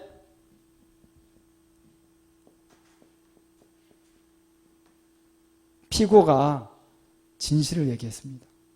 근데 이제 사람들이 보기에 이 진실이 입증이 되지는 않는 거예요. 진짜. 이게 무고함이 이 진실이긴 하지만 이 피고의 진술만 가지고는 이 무고함이 입증이 안 됩니다. 근데 여기에 이제 증인들이 붙는 거잖아요. 그렇죠? 증인들이 증인 1, 증인 2. 1만 하면 그런데 한 2, 3까지 붙으면 더 좋죠. 자, 증인 1, 2, 3가 나와가지고 이 피고의 얘기를 딱딱딱 이렇게 입증할 수 있는 그런 이거 증언이죠. 이것도 진실해야죠. 이것도 진실이어야 됩니다. 진실이 다시 말하면은 진리라는 얘기잖아요. 영어는 이제 트루스가 진실도 되고 진리도 되는데 참되다는 거예요. 그러면 증인이 나와서 세 마디를 했는데 다 진실인데 이 피고의 말과 일치한다. 그러면은 법관이 보면서 피고의 말이 진실이다. 당신은 무고합니다. 이렇게 선언해 줄 수가 있는 거죠. 오늘 우리가 살면서 진실과 거짓을 분별하는 게 참 중요합니다. 그러면 진실을 어떻게 우리가 증명할 수 있느냐? 다른 진실된 말이 합쳐졌을 때 이것이 그림이 더 커진다는 거예요. 조그만 그림으로 진실을 봤을 때는 이게 뭐지? 이렇게 봐서는 뭔지 잘 몰라요. 근데 다른 증거들이 붙어서 더 커지면 이게 의자구나. 이게 기타구나. 보이잖아요. 조금만 보이면은 이게 기타 같기도 하고 아니 바이올린 같기도 하고 막. 근데 딱 크게 보면 기타구나. 알 수 있듯이. 오늘 성경을 우리가 해석할 때 성경은 모든 말씀이 다 하나님의 말씀이요. 정확무오한 진실의 말씀이다. 믿으십니까? 그렇죠. 그러면 성경을 해석할 때 어떻게 해석해야 됩니까?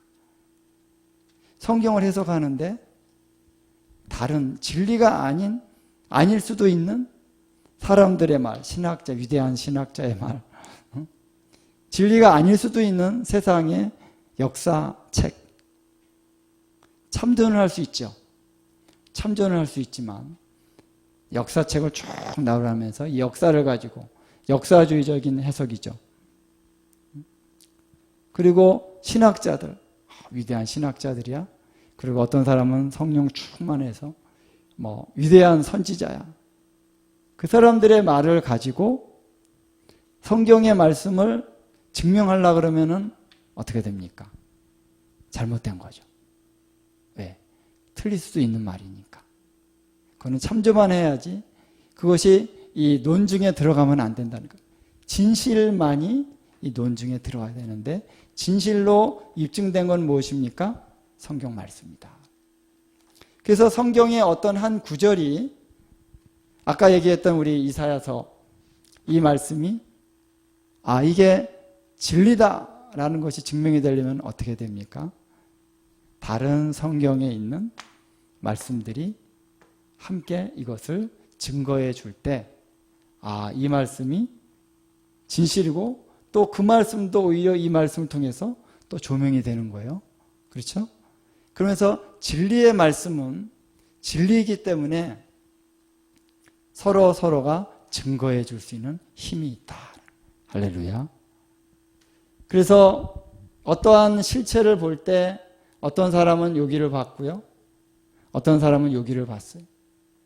어떤 사람은 여기를 봤고 이 본 것들이 다 모자이크가 딱 맞아 떨어지면은 진리가 이러한 모습이구나 알 수가 있잖아요. 그렇죠. 그래서 예수님의 재림이라고 하는 것, 재림이 어떠한 모습으로 우리 가운데 나타날 것인가? 우리는 또한 어떻게 준비해야 되느냐? 그 의미가 무엇이냐? 라고 이러한 모든 주제들에 있어서 오늘 성경의 어느 한 구절만 딱 떼가지고 전체적으로 다 얘기할 것이 아니라 성경 전체를 봐야 된다는 거예요. 그래서 연구할 게 많습니다. 근데 요즘에 진짜 감사한 거는 요즘 이제 앱이 나오고 그래가지고요. 어떤 단어만 딱 치면은 그 단어가 나오는 구절이 쫙 나오니까 찾기가 편해요. 이런 게 없으면은 이거 성경 전체를 연구하려고 하면 시간이 너무 많이 걸립니다. 그렇다고 내가 성경을 달달달 외우는 것도 아니고 그래서 요즘에는 그런 연구를 좀 쉽게 할 수 있는 자료들이 많아서 너무 좋은데 지금 그래서 충분히 할 수 있다는 거예요. 어떤 주제를 가지고 이제 연구할 때 하나님이 다른 데서 어떻게 이런 말씀을 하셨는가. 이상한 게 아니라 성경의 말씀을 하나님은 하나의 어떤 논문식으로 써주시지를 않았다라는 거예요. 그렇죠? 재림에 대한 거 우리 재림 복음, 십자가 복음 딱딱딱 갈라가지고 이제 나타내 주신 것이 아니라 그냥 뭉탱이로 쭉 나온 거죠. 그래서 오늘 우리가 재림에 대한 우리 하나님의 진리를 깨달으려면은 성경 전체에서 하나씩 캐야 됩니다. 보화를 캐듯이. 그렇죠? 어디 가서 금광이 있으면은 들어가서 여러분 그거 해봤는지 모르겠지만 저도 안 해봤습니다만 이러한 암석이 있는데 그 암석에서 금만 채굴해야 되잖아요. 그러면 돌로 깨가지고 금만 빼와야 됩니다. 광부를 안 해봐가지고 또 어디 들어가서 다 제거하고 다이아몬드 광석만 딱 빼와야 되잖아요. 그것처럼 성경 안에서 이 진리의 말씀과 연결될 수 있는 그 말씀을 찾아야 되는 거예요. 기도하면서 하나님 이 말씀이 증인 1, 2, 3가 있게 되면 이 말씀이 정말 더 빛이 나고 이 말씀의 그 의미를 더 알 수가 있는데 그 말씀이 어디 있습니까?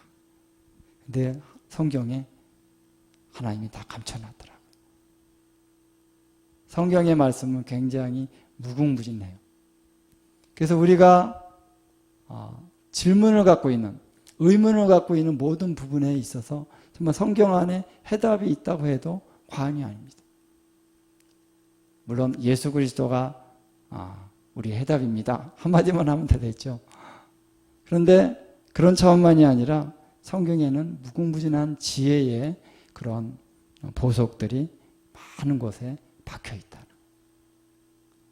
이것을 얻을 수 있는 사람은 찾는 자가 얻을 수 있는 거죠. 할렐루야. 찾는 자가 얻을 수 있다. 그래서 이 성경을 우리가 성경을 들어가야 됩니다. 이런 원리를 따라서 사사로이 성경을 해석하는 것이 아니라 우리가 함께, 그래서 객관적으로 그를 볼 수 있게끔 제시를 해줘야 되는 거예요. 그래서 제가 주님이 글을 쓰라 그래가지고 잘 쓰지도 못하는 글을 쓰느라고 그냥 엄청 이거 막 쓰려니까 제가 좀 컴퓨터 앞에 앉아 있으면 좀 금방 이렇게 눈이 부시고 뭐 그래가지고 그렇거든요. 오래 앉아 있지는 못해요, 이걸 치면서. 근데도 해야 되니까 할 수 없이 조금 했다가 했습니다. 근데 왜 해야 되냐면은 모든 분들에게 이것을 제출하고 여러분들도 함께 분별합시다. 이걸 하는 겁니다. 그래서 제가 오늘 여러분들이 오도록 해서 이것을 강의하는 이유가 뭐냐면은 제가 제출하는 겁니다. 주님이 이런 것들을 우리에게 저에게 보여주셨는데 여러분들도 함께 분별하십시다라는 거예요. 이거 진리입니다. 제가 다 하나님이 보여주시니까 맞습니다가 아니라 여러분들에게 보이는 거죠. 여러분들도 함께 기도하시면서 들으시면서 과연 그러한가, 베레아 사람들처럼 여러분도 성경을 보시면서 여러 가지 조언을 해 주실 필요가 있습니다. 분별을 해 주실 필요가 있습니다. 이건 잘못된 것 같습니다. 그럼 저는 언제든지 고칠 것입니다. 그래서 주님의 진리의 말씀이 밝게 드러나는 차원까지 갈 수 있도록 우리가 함께 가야 된다라는 것이죠. 그래서 이 재림의 과정을 우리가 자세히 살피는 것이 왜 중요한가? 한 가지만 얘기하고 좀 마치겠는데요.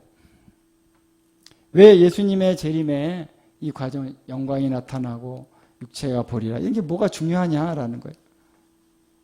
그날 오면은 뭐 다 우리가 알 텐데 뭐 미리 그것을 얘기할 필요가 뭐가 있느냐. 제가 왜 그래서 주님 왜 이것을 밝히 그렇게 뭐 자세하게 알 필요가 뭐 있습니까? 그냥 예수님 재림 가까이 왔으니까 준비해야지. 열심히 우리 기도하고 거룩하게 살고 거기에 초점을 맞추면 되지 뭐 이거를 자세히 말하는 게 뭐가 그렇게 중요합니까? 라고 생각을 했었습니다. 그런데 주님께서 이걸 연구하다 보니까 중요하다라는 거예요. 왜 중요하냐면은 예수님의 재림이 오시기 전에 여러 가지 차원이 있습니다만 첫 번째, 예수님의 재림이 오기 전에 큰 환란이 있다는 것이죠. 그 전에 들려 올라가는 게 아니라는 거죠. 큰 환란이 있고 환란과 박해가 있다는 거예요. 엄청난 것이 이스라엘에도 있고 열방에 믿는 자들에게 큰 환란과 큰 박해가 같이 온다. 이거를 우리가 인정해야 된다. 그리고 이 시기에 주님의 엄청난 부흥이 있다라는 것입니다. 부흥과 대추수, 대부흥과 대추수가 있다는 거예요. 우리가 그동안 이 부흥이 온다 그랬는데 마지막 때 부흥 막 얘기하잖아요. 언제 오냐. 성경에 보니까요 있더라고요. 언제 오는지. 할렐루야. 이 부흥과 대추수가 언제 오는지 있어요. 환란은 일어나고 먼저 이 큰 환란이 시작이 되고 그 다음에 있다는 거예요. 그래서 이때에 하나님이 교회를 충분히 준비시키실 수 있는, 그리고 수많은 영혼들을 충분히 준비시킬 수 있는 그 때가 이 환란 가운데 있다는 것입니다. 그렇기 때문에 이 타임라인을 우리가 알아야 된다는 거예요.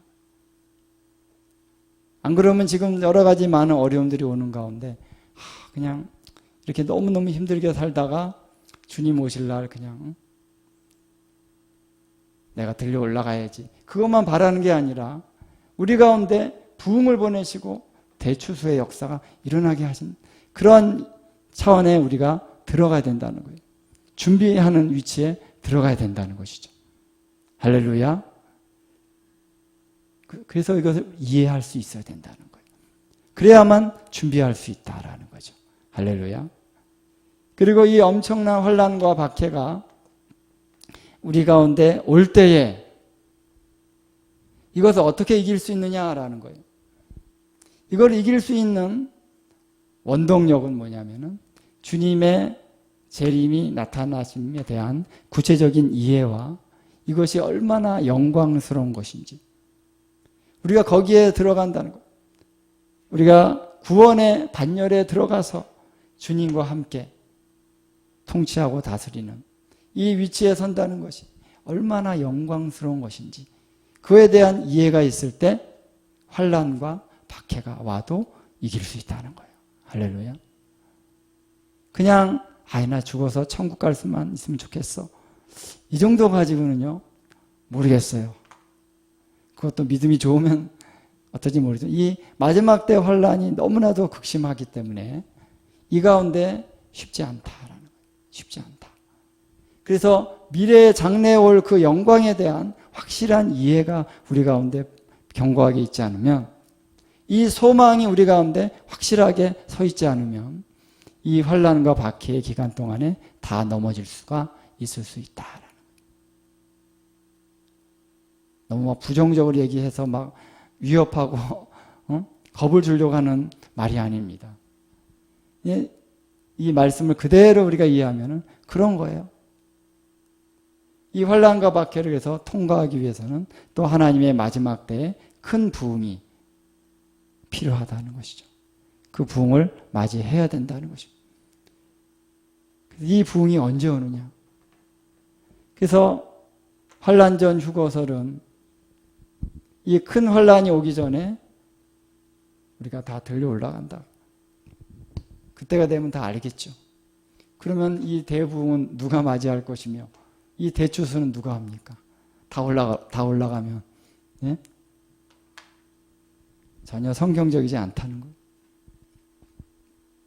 그래서 이 마지막 때에 하나님이 이 놀라운 영광스러운 하나님의 역사하심에 대한 구체적인 이해가 있을수록 더 소망이 구체화될 수가 있다는 것이죠. 할렐루야. 마지막 이제 여기 성경적인 차원뿐만 아니라 이 환난 전 큰 환난이 일어나는 이 시기에 구체적으로 어떤 일들이 일어나는가를 우리가 좀 쭉 이해할 수 있으면은 이때에 지금 굉장히 큰 어려움이 지금 오고 있는 지금 이 시기에 백신도 나오고 어려움이 있는 이 어려움은 아직 적그리스도를 통한 강력한 큰 환난의 그 시기는 아닌 거죠. 아직은 고차원 아직도 아닙니다. 지금 우리가 당하고 있는 어려움은 어떤 어려움이냐? 성경적으로 볼 때 그것은 요한계시록에 나오는 음녀 바벨론의 핍박입니다. 피가 가득했다 그랬어요. 그래서 피에 취했다. 누구의? 거룩한 성도들의 피에 취했다는 것입니다. 그래서 잘 보면 성경에 이 음녀 바벨론과 적그리스도는 달라요. 지금 음녀 바벨론의 핍박이라는 거예요. 우리가 딥스테이트 막 얘기를 하죠. 그 세력이 이 바벨론의 세력이라는 거죠. 근데 어느 차원에 가서 이 세력은 꺾입니다. 적그리스도의 세력이 더 강력하게 나오는데 지금은 우리가 이 환난을 여기에서 환난과 박해를 당하고 있다라는 것입니다. 근데 지금 하나님께서 이 기간 동안에 하고 계신 일이 뭐냐면은 나라들을 보시는 거예요. 양의 나라와 또 염소의 나라 나오죠? 양과 염소가 분리되는데 양의 나라는 이 기간 동안에 일어나는 거예요. 주님을 위하여 우리가 이 악의 세력과 싸우겠습니다라고 일어나는 나라들이 이때에 양의 나라가 되는 것입니다. 그리고 마지막 적그리스도가 이 큰 환난을 일으키는 이 시점에서는 이 나라들은 적그리스도를 대적해서 싸웁니다. 할렐루야. 적그리스도에게 완전히 이렇게 전멸되는 것이 아니에요. 모든 나라가 다. 그럼 양의 나라가 없는 거죠. 모든 나라가 다 적그리스도의 압제 가운데 완전히 들어가는 게 아닙니다. 싸우는 나라가 있다는 거예요. 할렐루야. 싸워서 승리하는 나라가 있다. 같이 적그리스도의 세력을 대항해서 끝까지 싸우는 그런 나라들이 있다는 것입니다. 그래서 이 나라가 어떤 나라냐? 미국일 수 있고요. 우리 한국일 수 있고, 이스라엘을 지금 이스라엘은 엄청나게 핍박을 당하고 있죠. 이스라엘에 대한 핍박은 점점 가중해질 것입니다. 또 여러 나라들이 있습니다. 우리는 모르지만 이런 나라들 중에서 적그리스도의 체제로 들어가지 않고 그 체제를 대항해 나가는, 영향을 안 받는 것은 아니지만 대항해 나가는 그런 나라들이, 또 그러한 그룹들이, 그러한 개인들이 있다라는 것입니다. 마지막까지 싸우는 것입니다. 그래서 주님의 이 환난의 기간이 단순하게 우리가 압제를 완전히 당해서 그냥 순교만 당해야 구원받는 그런 기간이 아니라, 물론 순교도 하나의 싸우는 그런 방법 중에 하나지만 기도로, 그리고 영적인 전쟁으로 싸워나가는 그런 사람들이 있다는 것입니다. 계시록에 보면은 12장에 우리 형제들이 어린 양의 피와 자기의 증거하는 말씀으로 저희를 이겼으니, 할렐루야. 그러한 그룹들이 있다. 그러한 사람들이 있다는 거예요. 할렐루야. 승리자들이 있어요. 그래서 이 기간 동안에 엄청난 연단을 받을 때 여기서 무너져 내리는 나라가 있고, 여기서 일어나는 나라가 있다. 우리 대한민국이 어디에 속해야 되겠습니까? 예? 어디에 속해야 되겠습니까? 우리가 양의 나라로 일어서요. 그렇기 때문에 이 환난 기간의 그 타임라인과 예수님의 재림의 타임라인, 그리고 천년 통치의 타임라인, 이런 모든 부분에 대해서 우리가 구체적인 이해와 우리가 어떻게 준비하고 어떻게 대응해 가야 되는가, 이런 부분에 대해서 성령 안에서 구체적으로 우리가 준비되어져야 된다. 그 사람들에게 소망을 줘야 됩니다. 그러나 진실이 아닌 소망을 주는 것은 소망을 줄 수가 없는 거예요. 괜찮아. 조금 좀 어렵다가 또 좋아질 거야. 하나님이 이 나라에 부흥을 주시면 이제 다 공산주의자들 다 없어지고 딥스테이트 다 물러가고 우리 하나님이 한국에 큰 부흥을 주신댔어. 통일도 주신다 그랬으니까 통일될 거야. 여러분, 통일이 어떤 모양으로 될지는 모르는 거예요. 우리 생각과 같은 그런 모양이 아닐 수 있습니다. 큰 환난 기간 동안에 승리자가 되지만 엄청난 그 싸움이 있다는 것입니다. 전쟁이 있다는 것이죠. 그래서 이러한 어떤 전체적인 그림들이 좀 정확하게 제시가 되면서, 그렇기 때문에 우리가 깨어서 기도한다면 주님이 당신과 함께 하실 것입니다. 당신이 승리자가 될 것이고 주의 오시는 그날의 영광스러운 부활에 동참하는 자가 될 것이다 라는 거예요. 그것이 우리에게 소망이 되고 그것이 우리의 위로가 돼야지, 잘못된 근거를 가지고 위로와 격려를 해주면은 나중에 가서 실망이 더 큽니다. 그렇죠? 실망이 더 커질 수가 있어요. 그래서 오늘 우리가 이 말씀 우리가 쭉 같이 해나가는 것인데, 오늘 처음 시작입니다. 그래서 이따가 저녁 시간에 또 내일 2번, 또 모레 2번이 있는데, 어쨌든 하나님께서 좀 더 더 구체적인 차원들을 함께 우리에게 계시해 주시기를 우리가 간절히 바라는 마음으로 한 타임 한 타임 같이 맞이해 가게 될 것입니다. 우리 함께 좀 기도하십시다. 이 시간 우리 기도하시면서 하나님 말씀이 능력이 있습니다. 우리가 하나님 말씀을 알아가고 깨달아가면서 우리 안에 놀라운 믿음과 소망이 일어나는 것이죠. 그렇죠? 할렐루야. 그래서 마지막 때를 우리가 통과해낼 수 있는, 주의 재림을 영광스럽게 맞이할 수 있는 그 믿음을 지키면서 거룩한 신부로 주님 앞에 설 수 있으려면요, 하나님의 말씀으로 날마다 우리가 깨우침을 받아야 됩니다.